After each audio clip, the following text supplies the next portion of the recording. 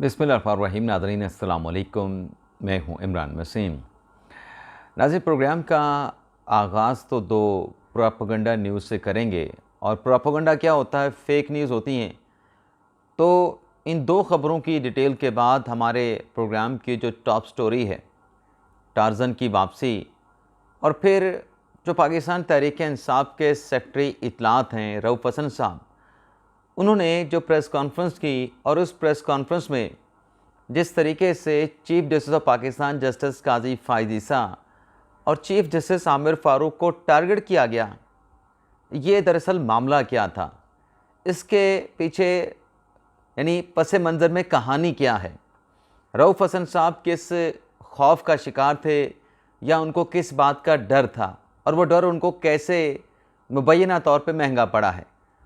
तो प्रोग्राम का आगाज़ करने से पहले आपसे दरख्वास्त करेंगे कि चैनल को सब्सक्राइब कर लें, बेल आइकॉन का बटन प्रेस करें, और अगर आपको हमारा प्रोग्राम पसंद आता है तो हमारी इस वीडियो को अपने दोस्तों के साथ, अपने यारों के साथ, अपनी कम्युनिटी के साथ शेयर भी करें।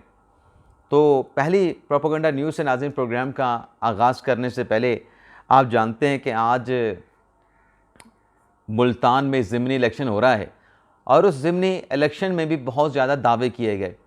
तैमूर मलिक, बैरिस्टर तैमूर मलिक साहब, जो कि सुन्नी इत्तेहाद कौंसिल के उम्मीदवार हैं, जिन्होंने जो उनके प्ले कार्ड लगे हैं या जो पैनाफ्लेक्स लगे हैं, उस पर हैरानकुन बात जो इलेक्शन कैंपेन में देखी गई कि एक तरफ इमरान खान की तस्वीर है, दूसरी तरफ नवाज शरीफ की तस्वीर है। यानी नवाज शरीफ को टारगेट भी करना है और उनके वोटर्स को अट्रैक्ट करने के लिए अपने पैनाफ्लेक्स पे नवाज शरीफ की तस्वीर भी लगानी है। लेकिन बहरहाल ये तो इलेक्शन कैंपेन से पहले की बातें थीं।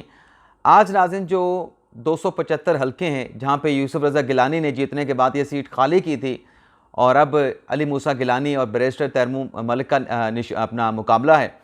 तो अब तक के नाज़रीन नताइज के मुताबिक अली मूसा गिलानी ने बैरिस्टर तैमूर मलिक को शिकस्त दे दी है। अब तक के नताइज के मुताबिक, अब तक के नताइज नाज़रीन क्या है?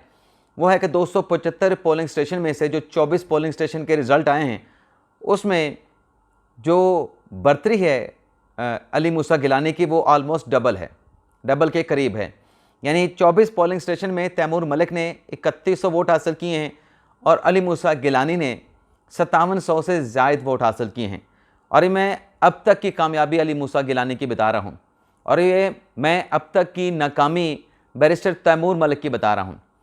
जब तक नाज़रीन पूरे हलके का नतीजा नहीं आ जाता, मेरी राय तो ये है कि आखिरी जो 10 पोलिंग स्टेशन हैं वो भी हलके के नतीजे को चेंज कर सकते हैं।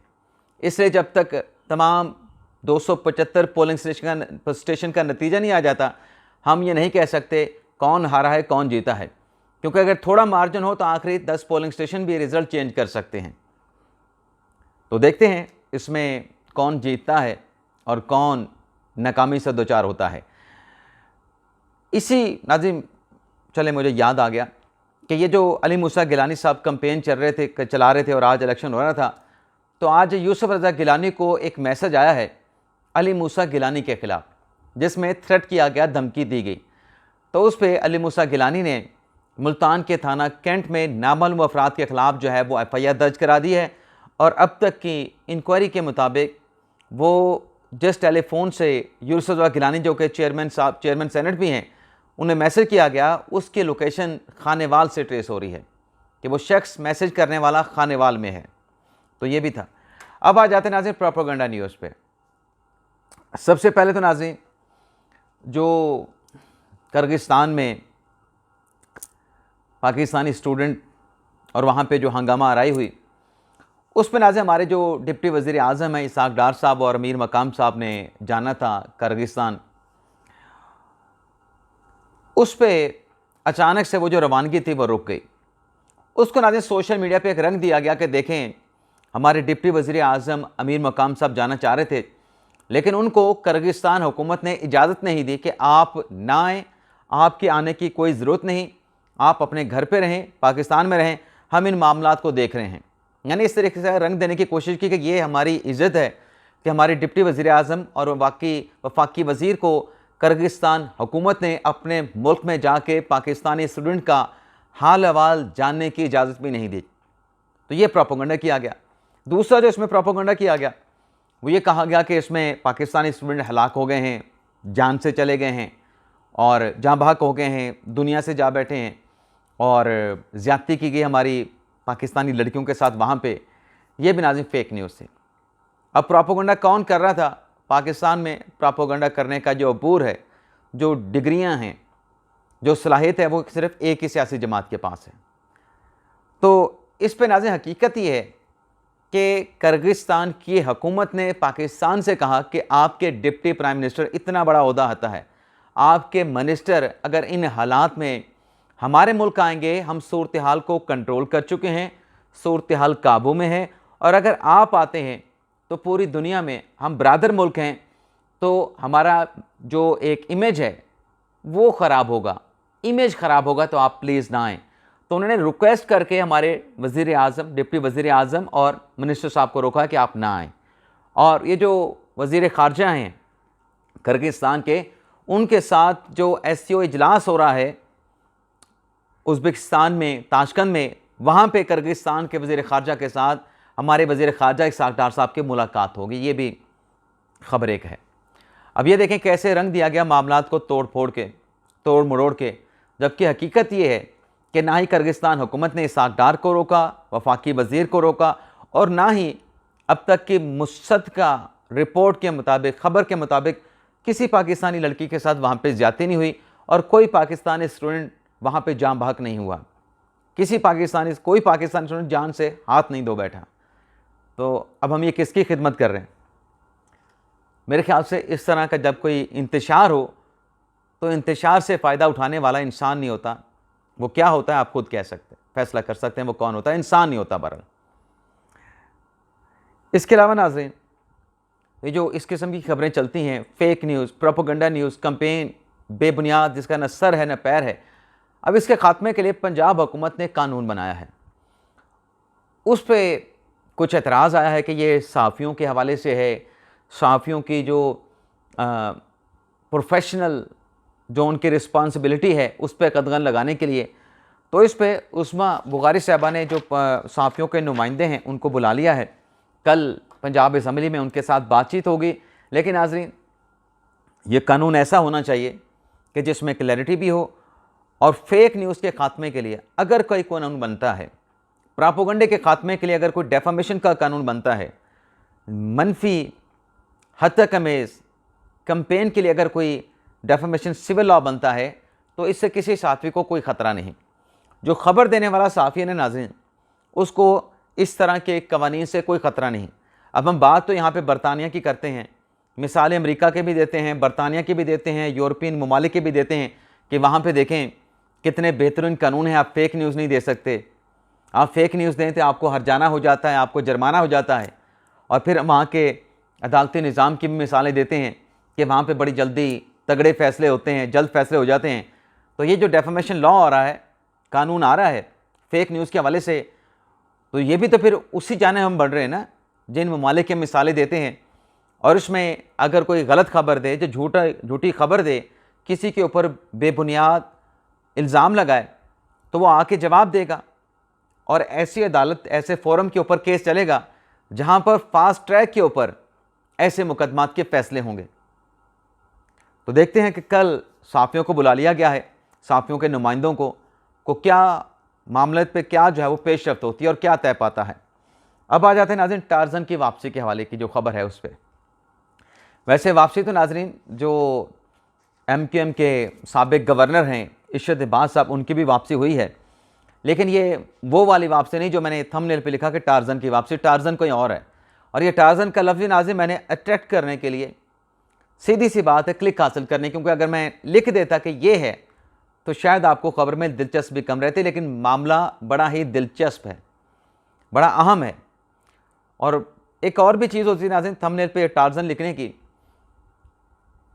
कि अगर हम ये आपको नहीं लिखेंगे तो आप कैसे आएंगे हमारे पास, हमारी खबर कैसे सुनेंगे। मैं तो सच्ची खरी बात कर देता हूँ और आपको बुरी लगती है उसके लिए माजरत भी चाहता हूँ, लेकिन आपको डिटेल पसंद आएगी कि किस खौफ से क्या, किस हद तक चले गए लोग, किस खौफ से किस हद तक चले गए।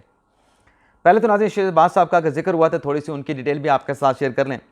तो इश्तिबाद साहब ने सियासी मैदान में वापसी का इंदिया दिया है, लेकिन किस प्लेटफॉर्म से इश्तिबाद की वापसी होगी सियासी मैदान में, ये उन्होंने तय नहीं किया। बल्कि इश्तिबाद साहब ने यह कहा है कि मुल्क में बासलाहियत सियासी प्लेटफॉर्म, एक ऐसा सियासी प्लेटफॉर्म जहाँ पे बासलाहियत लोग मौजूद हों जो मुल्क के मसाइल को हल करें, ऐसे प्लेटफॉर्म की भी ज़रूरत है।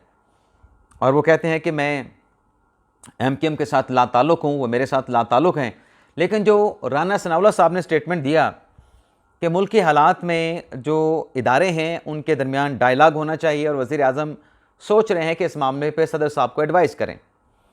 वैसे नाज़रीन, ये जो राना सनाउल्लाह साहब ने स्टेटमेंट दिया, इसको भी ये समझा गया कि ग़ालिबन कोई इमरान खान साहब को सुलह का पैगाम दिया जा रहा है।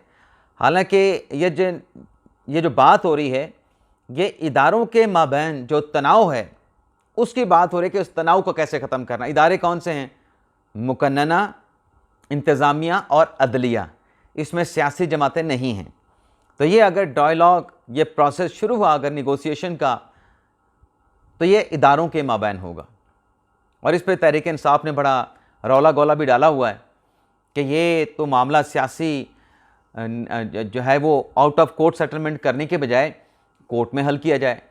भाई अगर अदलिया, तमाम की तमाम अदलिया, supreme court, Islamabad high court, तमाम सूबों के हाई कोर्ट्स, वो एक मैंडेट के साथ उनके चीफ जस्टिस, उनके सीनियर प्यूनी जज या जितने भी वो नुमाइंदे वो भिजवाते हैं, या वो नहीं भिजवाते, वो राउंड टेबल कॉन्फ्रेंस या इजलास नहीं होता, लेकिन किसी मैसेंजर के ज़रिए तमाम चीज़ों को तय कर लिया जाता है इदारा जाती सतह पे, और नीचे तमाम इदारा उसको फॉलो करता है ताकि मुल्क आगे बढ़े, मुल्क तरक्की करे, इदारों में तनाव ना हो, तमाम इदारे अपनी हदूद में रहें। तो इससे खुशी की बात क्या हो सकती है? लेकिन तहरीक इंसाफ ग़ालिबन उनकी हिकमत अमली ये है कि इसमें मामलात को ऐसी हवा दी जाए कि मुल्क के हालात गैर मुस्तहकम रहें, और गैर मुस्तहकम हालात का पाकिस्तान तहरीक इंसाफ फ़ायदा उठाए। तो ये उनकी सियासी एक प्लानिंग नज़र आती है। लेकिन नाज़रीन, ये जो 9 मई के बाद तहरीक इंसाफ के लोग छोड़ गए, बहुत सारे लोग छोड़ गए, जो टार्जन की वापसी और रऊफ़ हसन का जो डर है, इस पे बात करने लगा हूँ। इसमें बहुत सारे तहरीक इंसाफ के रहनुमा छोड़ गए। किसी ने प्रेस कॉन्फ्रेंस कर दी, किसी ने ट्वीट कर दी कि मैं सियासत से किनारा कशी अख्तियार कर रहा हूँ। अब ये जो नाज़रीन लोग छोड़ के गए, अब उनकी वापसी की बातें हो रही हैं, यार इसको ले लें, उसको ले लें, उसको ले लें। अभी जब वापसी की बातें तहरीक इंसाफ में नाज़रीन होने लगी हैं, तो रऊफ़ हसन साहब तहरीक इंसाफ के सेक्रेटरी इत्तलात हैं। गो कि अभी फ़िलहाल तहरीक इंसाफ का कोई सियासी जमात का कोई स्ट्रक्चर मौजूद नहीं है, लेकिन वो सेक्रेटरी इत्तलात चलें, कहने की हद तक तो हैं, तहरीक इंसाफ वाले मानते भी हैं, किसी का कोई एतराज़ भी नहीं। अब उनको खदशा ये लगा, जो उन्होंने काजी फैसल साहब को टारगेट किया रऊफ़ हसन साहब ने, कि कहाँ चोरों और डाकुओं के ग्रोहों के साथ काजी फैसल जा मिल बैठे हैं, और काजी फैसल साहब को तो चलें जो कहा, बिकाऊ का माल कहा आमिर फ़ारूक साहब को, और उनको टाउट कहा चीफ जस्टिस आमिर फ़ारूक साहब को। यानी इस लेवल तक जाके उन्होंने प्रेस कॉन्फ्रेंस की। और अदलिया ने हमेशा अप्रिशिएट किया कि अगर आप तनकीद करते हैं और पॉजिटिव तनकीद करते हैं जिससे बेहतरी का रास्ता निकलता है, उसको हम वेलकम करते हैं। अदलिया ने कहा कि हम ऐसी तनकीद को वेलकम करते हैं। लेकिन जो रऊफ़ हसन साहब की जो टारगेट करना था, जो प्रेस कॉन्फ्रेंस थी, ये किसी तरीके से भी या किसी एंगल से भी इसको हेल्दी क्रिटिसिज्म नहीं कहा जा सकता। अब हमें जो ज़राए ने बताया है कि रऊफ़ हसन साहब इस हद तक क्यों गए, जहाँ पर चीफ जस्टिस आमिर फ़ारूक को टारगेट किया गया, जहाँ पे मुल्क की सबसे बड़ी अदालत के चीफ जस्टिस काजी फैसल को टारगेट किया गया। तो इस हवाले से ज़रा ये बताते हैं कि ये इस लेवल पे इसलिए गए हैं।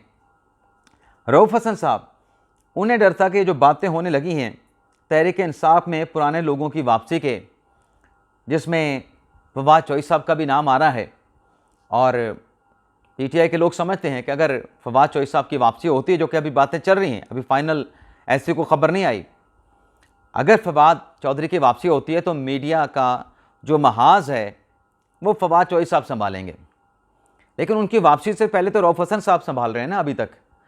तो रऊफ़ हसन साहब को डर ये लगा, मुबैना तौर पे उन्हें खौफ ये लाहक हुआ कि अगर फवाद चौधरी की वापसी होगी तो उनसे तो ये ओहदा, ये जिम्मेदारी छिन जाएगी।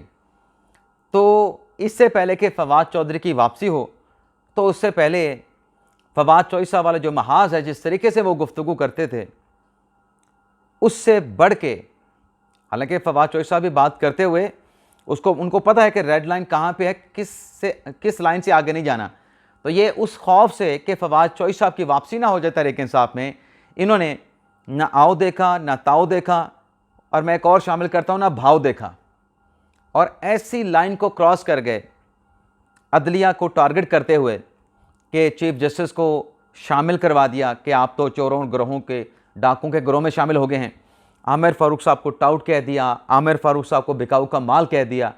अब ये नाज़रीन प्रेमा फेशी बड़ी सवेर कंटेम्प्ट है, बड़ी सवेर कंटेम्प्ट है। लेकिन डर क्या था कि मैं दिखाऊं कि फवाद चौधरी को क्यों ला रहे हो, मैं हूं ना, जो काम उससे लेना है मैं उससे बढ़ के मुबैना तौर पे मैं सर्विसेज फराहम कर सकता हूं। तो ये डर था जनाब को, जो हमें कहानी हमारे सोर्स ने बताई कि मुबैना तौर पे उनका वो इस खौफ में जो है वो मुब्तला थे। ये खौफ उनको लाहक था कि कहीं फवाद चौधरी साहब की वापसी ना हो जाए, मुबैना तौर पे उनसे उनकी ये जिम्मेदारी ना ले ली जाए। तो ये नाज़रीन आज का दिन का हमारा व्लॉग, और कल सुबह के व्लॉग में एक बड़ी अहम खबर अदलिया के हवाले से इस्लामाबाद हाई कोर्ट में एक ऐसे मुकदमे की समाअत हो रही है जो अभी मीडिया पे नहीं चल रहा। हम आपको उसकी कहानी सुनाएंगे और भी कुछ अहम चीज़ें हैं, उसकी तफसीलात भी आपके साथ हम शेयर करेंगे। इजाज़त चाहते हैं नाज़रीन, अल्लाह हाफ़िज़।